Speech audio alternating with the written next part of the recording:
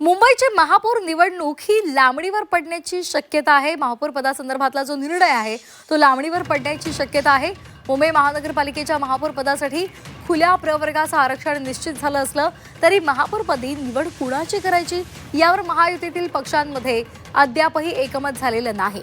शिवसेना आणि भाजपची अद्याप न झालेली गटनोंदणी या कारणामुळे 31 जानेवारी रोजी महापौर निवडीसाठी होणारं मतदान हे लांबण्याची शक्यता आहे। तर या संदर्भात अधिक माहितीसाठी आपल्या सोबत आहेत ओम देशमुख आमचे प्रतिनिधी। ओम, काय नेमके अपडेट्स आहेत?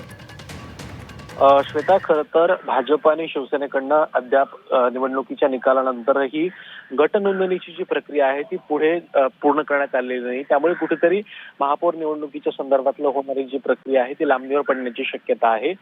27 तारखे रोजी खरं तर या निवडणुकीसाठी अर्ज दाखल केले जाणार होते, परंतु आणि त्यानंतर 31 तारखेला हे मतदान होणार होते, निवड होणार होती, परंतु हा सगळा जो कार्यक्रम आहे तो आता पुढे ढकलण्यात येणार असल्याची माहिती सूत्रांकडनं कळते। मुख्यत्वे जे कारण सांगितण्यात आलं ते म्हणजे गटनोंदणी शिवसेना आणि भाजपकडनं झालेली नसल्यामुळे याबद्दल खरं तर हा उशीर होतोय।